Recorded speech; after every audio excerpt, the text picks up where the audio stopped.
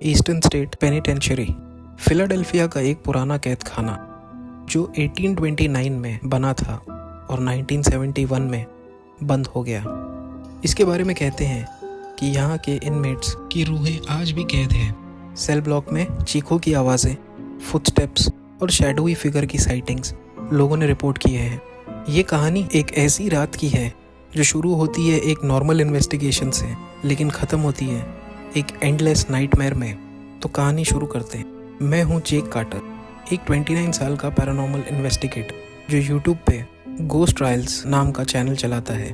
31 अक्टूबर 2024 Halloween की रात मुझे ईस्टर्न स्टेट पेनिटेंशियरी से एक स्पेशल परमिट मिला था, एक ओवरनाइट इन्वेस्टिगेशन के लिए। मेरे साथ थी मेरी टीम, सारा मेरी ऑडियो टेक और माइक मेरा कैमरामैन। हम तीनों एक्साइटेड थे। ये जगह अमेरिका के टॉप हॉन्टेड स्पॉट्स में से एक थी और हमें उम्मीद थी कि कुछ बड़ा कैप्चर होगा।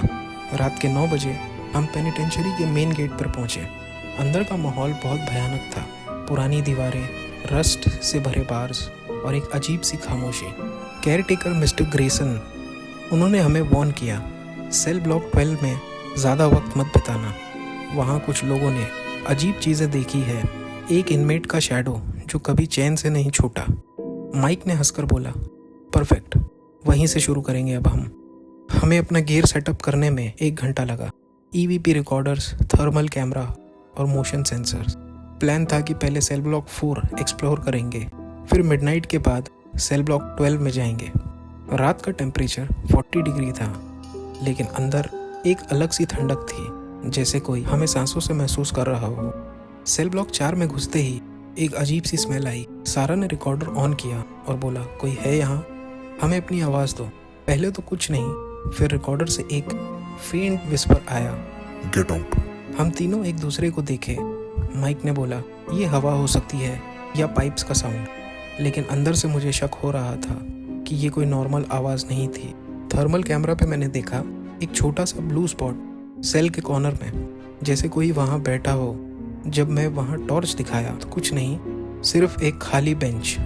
सारा ने बोला, जेक, ये जगह अलाइव है, फील कर रही हूँ मैं। तो मैंने कहा, चलो थोड़ी देर और रिकॉर्ड करते हैं।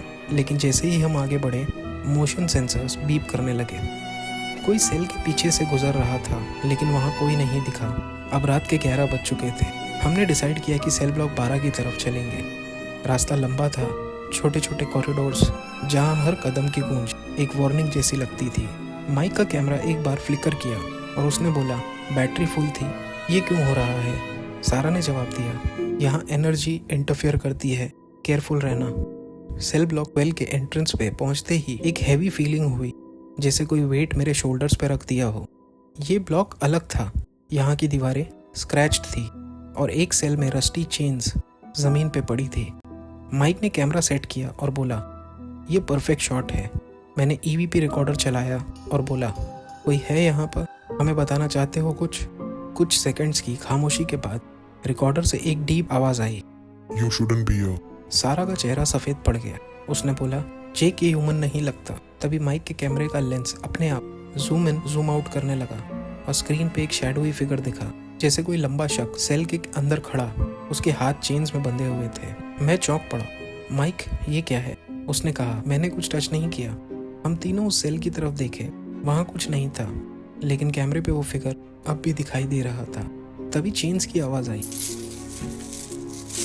जैसे कोई उन्हें खींच रहा हो। सारा ने चिल्लाकर बोला, जेक, वापस चलते हैं, ये सेफ नहीं है। लेकिन क्यूरियोसिटी ने मुझे रोक दिया। मैंने कहा, 1 मिनट, हमें प्रूफ चाहिए।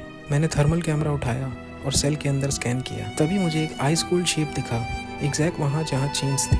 तभी रिकॉर्डर फिर से बोला, You'll stay with me. ये आवाज़ अब रिकॉर्डर से नहीं, सेल के अंदर से आई थी। माइक ने बोला, जेक, अब निकलना चाहिए।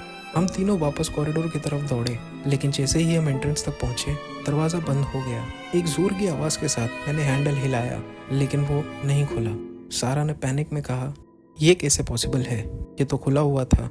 तभी लाइट्स फ्लिकर करने लगी और कॉरिडोर के एंड पे वो शैडो फिर से दिखा। अब वो शैडो चेन्स के साथ हमारी तरफ चल रहा था।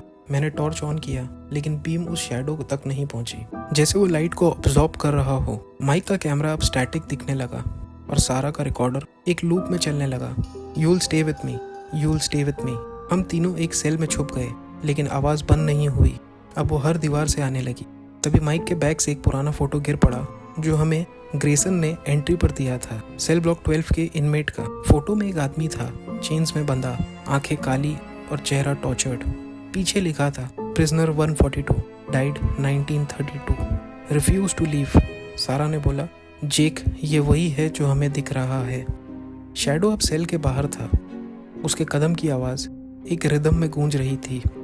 मैंने फ़ोटो उठाया और बोला, अगर ये तुम हो तो क्या चाहते हो? आवाज़ आई, Freedom or you. मैं घबरा गया। सारा ने कहा, इसका मतलब क्या है? तभी सेल की दीवार पर स्क्रैचेस अपने आप बनने लगे। एक वर्ड लिखा था, रिप्लेस। माइक ने चिल्लाकर बोला, ये हमें यहाँ कैद करना चाहता है। मैंने सोचा, अगर ये रूह फ्रीडम चाहती है तो शायद इसका कुछ कनेक्शन है चेन्स से। मैंने टॉर्च से सेल के अंदर देखा। चेन्स अभी भी वहाँ थी, लेकिन उनमें एक लॉक था जो रस्टी नहीं था, जैसे नया लगा हो। मैंने बोला, अगर हम इसको खोल दें तो शायद ये जाए। सारा ने मना किया, जेक और बुरा हो सकता है, लेकिन मेरे पास कोई और ऑप्शन नहीं था। मैंने अपने पॉकेट नाइफ से लॉक पे काम शुरू किया। शैडो अब सेल के दरवाजे पे था। उसकी प्रेजेंस से सांस लेना मुश्किल हो रहा था। लॉक खुलने की आवाज़ के साथ ही एक लाउड स्क्रीम गूंजी और शैडो एक सेकंड के लिए सॉलिड हो गया। एक आदमी का रूप, आंखें सफ़ेद। लॉक खुलते ही चेन ज़मीन पर गिर गई और शैडो वैनिश हो गया। लाइट्स वापस ऑन हुई और दरवाज़ा खुल गया। हम तीनों भागकर बाहर निकले, लेकिन बाहर का सीन अलग था। फॉग इतना थिक था कि कुछ नहीं दिख रहा था और घड़ी मिडनाइट पे फ्रीज था। माइक ने बोला, जेक ये नॉर्मल नहीं है, हम अभी भी ट्रैप में हैं। तभी हमें फुटस्टेप सुनाई दिए पीछे से। मैंने मुड़कर देखा, वो शैडो वापस था, लेकिन अब उसके हाथ खाली थे और वो तेजी से हमारी तरफ आ रहा था। सारा का रिकॉर्डर फिर चला। You freed me. Now you stay. ये रियलाइजेशन हुआ, लॉक खोलने से हमने उसकी जगह ले ली थी। हमने पूरा पेनिनशियरी क्रॉस किया, लेकिन हर एग्जिट बंद था। रात जैसे ख़त्म ही नहीं हो रही थी। हर क्लॉक मिडनाइट ही दिखाता था। माइक का कैमरा अब एक लूप में वो शैडो दिखाने लगा और सारा के रिकॉर्डर से अब हमारी अपनी आवाज़ें आने लगी, जैसे हम भी उस लूप का हिस्सा बन गए थे। सुबह कभी नहीं हुई। हम तीनों अभी भी वहाँ हैं, सेल ब्लॉक 12 में, अपने गियर के साथ एक एंडलेस रात में। बाहर से लोग शायद हमें देखते होंगे जैसे हम भी शैडोज बन गए हैं। अगर तुम ईस्टर्न स्टेट पेनिनशियरी जाओगे तो शायद हमारी आवाज़ सुनाई दे, या हमें देख लो टॉर्च के साथ एक लॉक खोलने की कोशिश करते हुए, फॉरएवर ट्रैप्ड। अगर आपको ये कहानी पसंद आई हो तो प्लीज़ चैनल को सब्सक्राइब करें, बेल आइकन दबाएं।